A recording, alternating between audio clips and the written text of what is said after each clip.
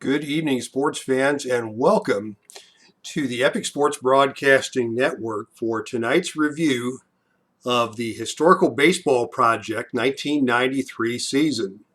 My name is Dave Little, and I am coming to you from the Dave Cave to bring you action from the first 2 weeks of May in the Historical Baseball Project 1993 season, where I am managing the Reds and the Texas Rangers for all of their home games over the course of the season. In our previous video, we introduced the whole concept of the Historical Baseball Project. This is a replay league using the rosters from each of the major league seasons. We've got now 83 seasons. This is season number 84 that is going into the books. And we are starting off the month of May. And as we kick things off, let's take a look at the standings at the end of April and at the beginning of this week's play. Here are the National League standings, and as you can see, the Reds started off 9-13, which is about what was expected. Actually, in the real life season, they were 8-14, so they finished one game better than expected. The Atlanta Braves are on top of the West, already 4.5 games out in front of the Reds, but they're in a dogfight with the San Francisco Giants and the surprising Los Angeles Dodgers. And as you can see, that was a dogfight of a season as both the Braves and Giants won over 100 games, and the Braves just edged out the Giants for that playoff spot. So it'll be fun to see how this plays out through the season. Over in the East, it is Philadelphia and Montreal on top of things, just as they would be throughout the regular season in 1993. Your batting average leader right now in the National League is Jim Eisenreich of the Phillies at .439. Eisenreich, very tough out, left-handed batter. Ron Gant is your home run leader with 9. And Jeff Bagwell leads the NL with 26 runs batted in. The big man for wins is Montreal's Dennis Martinez. Already got 5 wins. Mike Maddox with 4 wins for the Mets. And brother Greg with 4 wins already for the Atlanta Braves. And some good bullpen work from a number of guys, including Cincinnati's own Jeff Reardon. The ERA leader, subject to change, is Jeff Fassero, who finished April with a 0.77 ERA.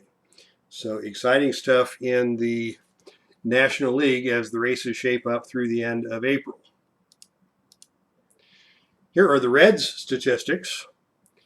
And coming off the bench, Thomas Howard posted a .385 average for the month. Very strong performance as a pinch hitter. Kevin Mitchell is off to a good start with 3 home runs, 10 RBIs in April to go with a .286 batting average. Hal Morris, of course, .302. And Jacob Brumfield, used primarily for defensive purposes and against left-handed starters, had a good start to the season, batting .333. Mitchell also leading the team in runs scored, in hits, and off to a great start.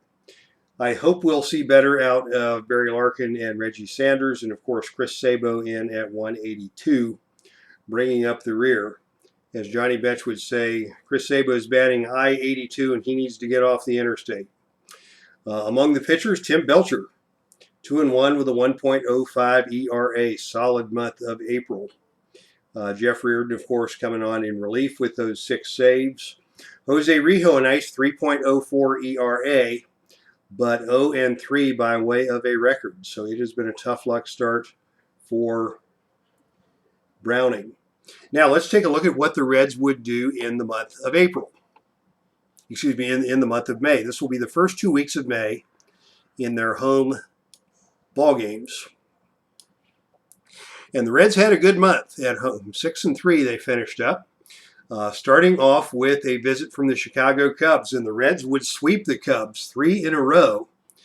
April 30th, May 1, and May 2. John Smiley with a strong performance in the opening game victory, 7 innings, no earned runs allowed, and a home run and 3 RBIs for Bip Roberts in the opening day victory.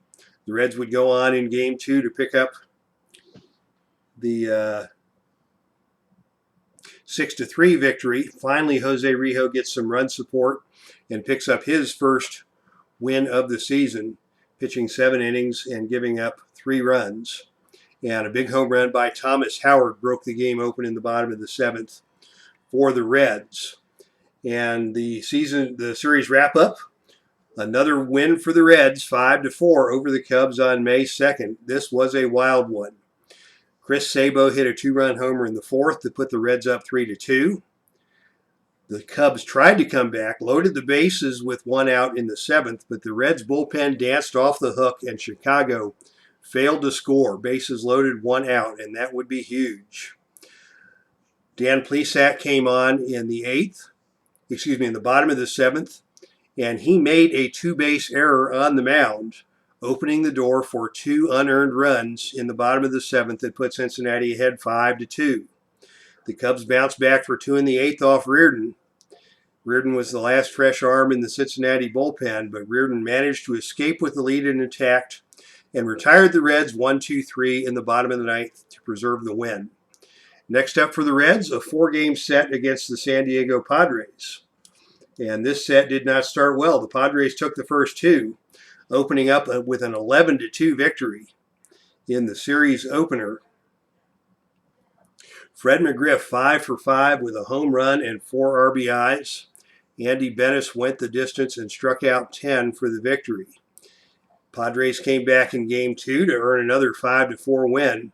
San Diego jumped out to a 5-0 lead on home runs by Gary Sheffield and David Bell. The Reds rallied but came up short, despite Thomas Howard coming off the bench to deliver 2 hits and 3 RBIs. Things would get better for the Reds against the Padres as the Reds came back to take the last 2 games of the series. May 12th, the Reds picked up a 7-5 win, as I struggle to get the box scores onto the center of the page, as Tim Pugh picked up the victory. On May the 12th, Kevin Mitchell and Roberto Kelly each drove in 3 runs. Mitchell with a 2-run double in the 5th to put the Reds up 4-2. And then in the 6th, it was Kelly with a bases-clearing triple who stretched the lead to 7-2.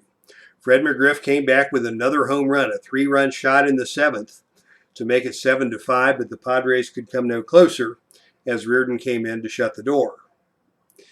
May 13th saw another Reds win to even up the series at 2 games apiece between the Reds and Padres. It was another subpar performance by Jose Rijo, but the Reds offense bailed him out. Rijo and the Reds quickly fell behind 5-0, but Cincinnati busted out the whooping sticks with 4 runs in the 4th and 4 more in the 5th to take an 8-5 lead and enable Rijo to pick up his 2nd victory of the season. Homers for the Reds by Roberto Kelly, Reggie Sanders, and Barry Larkin sparked the outburst. And in the 6th inning, Sanders homered again to give Cincinnati an insurance run, and they went on to victory. Finally, it was the Rockies coming to town for a 3-game set to end the fortnight. And the opening game was a masterful performance, the best game of the month by any Reds pitcher. Tim Belcher, complete game 2-hit shutout, lowering his ERA to 0.78 on the season and improving his record to 3.1. Barry Larkin and Roberto Kelly homered for Cincinnati in the opening game victory. In Game 2, the Rockies jumped on John Roper for an early 4-0 lead and never looked back. Joe Girardi with a home run in the 2nd to get the scoring underway for Colorado. And in the 3rd inning, they strung together 3 more runs on 4 hits and coasted to victory behind David Need. The final game of the month, Reds and Rockies in the rubber game, and another terrific outing by Tim Pugh. This guy went 3-0 over the fortnight, improving his record to 4-1. Pugh went the distance, allowing only 2 runs on 7 hits. The Reds got all 6 of their runs in the 6th inning, stringing together 6 singles, including 2-run hits by Reggie Sanders and Barry Larkin. So that is what we saw from the Reds in the first part of April. Let's move on to the American League and take a look at the Texas Rangers. We'll start off with the stats, and this is a little awkward because we're presenting stats at the beginning of the week and then playing the games. So the stats we're seeing are from before the games were played, but that's going to work out best for me logistically because I send the stats into the commissioner, and it takes a day or two for him to put those together. But once the new files come out, I got to jump right on getting the games played in order to hit the next deadline. So here are your American League standings at the end of April. So before the action you will see tonight.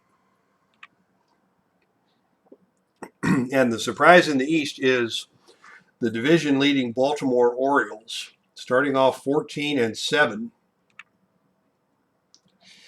and jumping out to a 2.5 game lead quickly over the Yankees and the Tigers. So interesting performance for Baltimore. Chris Hoyles with 19 RBIs to lead the Orioles. Greg Olson with 5 saves, leading up some stellar bullpen work for the Orioles to put them out to the division lead. Over in the West, my Texas Rangers finished the April month at 10-10. And they trail the Chicago White Sox by 4.5 games. Good year for the White Sox in 1993. Behind Frank Thomas and Jack McDowell on the mound and some good ball players out there in Chicago. Leading the league in batting average is Darrell Hamilton at 424. Ken Griffey with 9 home runs, 22 RBIs right at the top of the leaderboards. Juan Gonzalez from Texas with 8 home runs in April. Frank Thomas from Chicago leading the league with 26 RBI. Several guys with 4 wins. And Dwayne Ward from Texas leads the league from Toronto, leads the lead with 7 saves.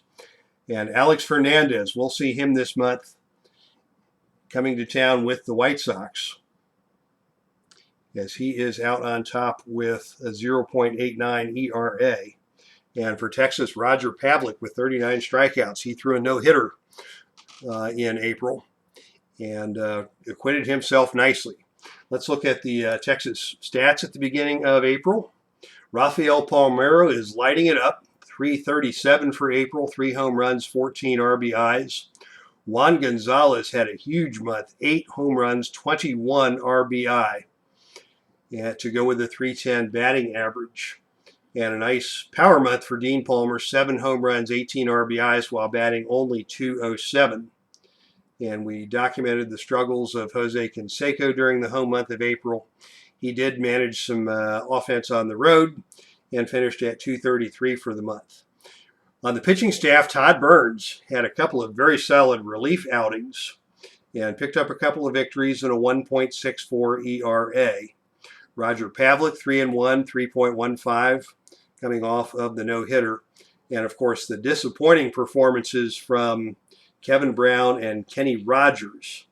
Brown 2-2 with a 4.13 ERA. Rogers had an awful April with 1 win, 2 losses, and an ERA of 8.10. So let's take a look at how the Rangers performed in the month of May to start things off. And it was a very good month for Texas. They finished the month 6-3. They started slow, as the month began with the arrival of the Milwaukee Brewers in town.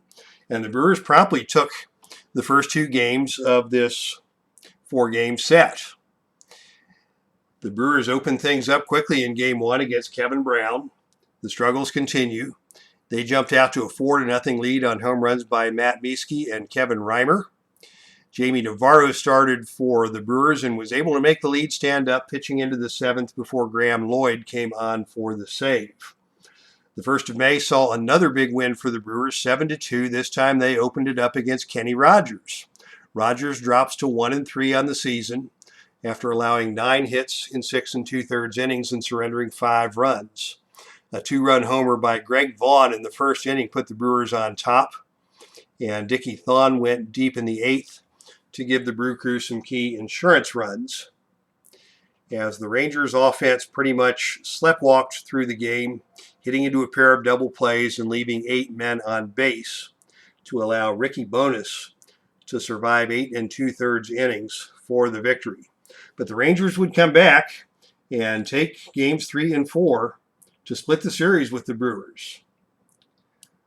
May 2nd was a very exciting game, with the Rangers picking up the victory in 11 innings. It took 8 innings before the Rangers offense finally woke up against the Milwaukee bullpen.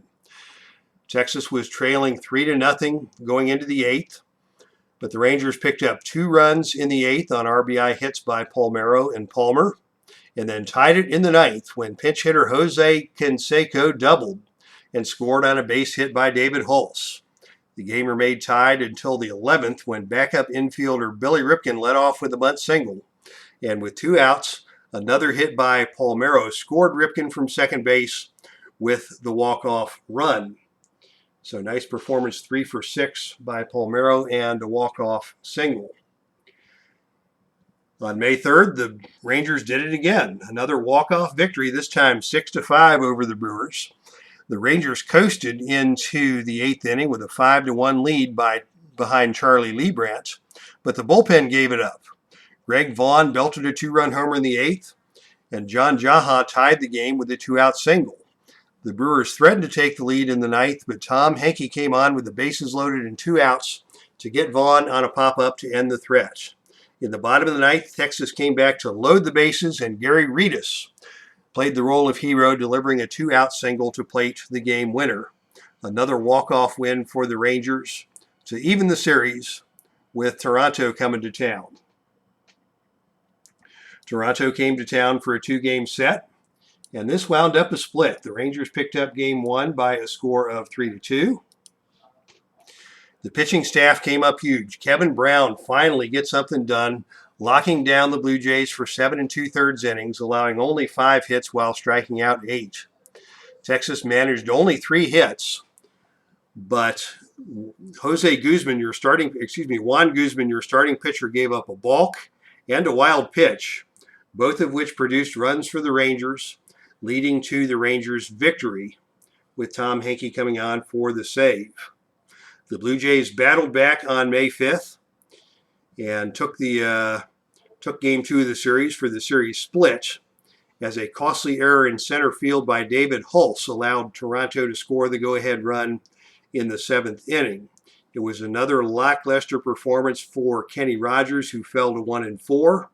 6 2/3 innings, 9 hits and 5 runs, while Pat Hentgen went the distance for the Blue Jays. Finally, to finish the month, the division-leading Chicago White Sox came to town, and it was the Rangers picking up the sweep. The Rangers take 3 in a row over the division-leading White Sox, and they opened this one up with a bang as Jack McDowell came to the mound against Kenny Rogers, and Kenny Rogers finally came through. 7 2/3 innings of 5-hit baseball. And the Rangers jumped on Jack McDowell for 3 in the 2nd and 3 more in the 3rd. Home runs by Mario Diaz and Dean Palmer put up the crooked numbers for the Rangers and allowed them to coast to victory. Game 2 of the series on May 15th was crazy. The Rangers jumped out to a 5-0 lead against Kurt McCaskill and looked to have things well in hand, but the White Sox came back with a 6-run outburst in the 7th inning to take a 6-5 lead. Frank Thomas started the comeback with a grand slam, and when the dust had settled, the White Sox were in the lead. Not to be outdone, Texas came back in the bottom of the 7th and put up 6 runs of their own. The rally was started by Gino Petralli, the backup catcher, who delivered a 2-run single, and it was David Hulse putting the icing on the cake with a 2-run triple. Hulse then scored on a sac fly to make it 11-6, and Todd Burns locked down the White Sox the rest of the way, continuing his effective work in relief. And the finale of the month, another extra inning game, another walk-off single, and more heroics from Rafael Palmeiro. The lead went back and forth from the start. In the 8th inning, Frank Thomas homered to tie the game at 3. The Rangers went to the bullpen and brought Tom Henke on in the 8th inning. In the 9th inning. Although it was not a save situation, Henke shut down Chicago in the 9th and the 10th. Chicago chose to stick with Alex Fernandez. We saw at the beginning of the broadcast that he was the ERA leader in the American League, but Fernandez finally gave it up in the 10th when Julio Franco led off with a double, and the next batter was Rafael Palmeiro, and he stroked the game-winning single to score Franco with the winning run. Another home run for Juan Gonzalez and 3 RBIs in that game for the Rangers. So that is your wrap-up for the month. Good month for the Reds at 7-3, and the Rangers at 6-3. Later this week, we will see the full stats for the midpoint of May. And next week, I will be back with results of contests to finish the month of May for both the Reds and the Rangers. Coming to town to face the Reds, it will be once again the San Diego Padres. It will be the Atlanta Braves coming to town for a 3-game set, and the Philadelphia Phillies for a 3-game set. So we'll see 6 games for the Reds this coming week against that tough Atlanta pitching staff of the mid-90s. Texas will have a 4-game set against the Seattle Mariners and 3 against the California Angels to finish out the month of May. And you'll see those results next week. Until then, thanks everybody for checking out this week's highlights. And this is Dave Little signing off from the Dave Cave. That's our stream, and I am out of here.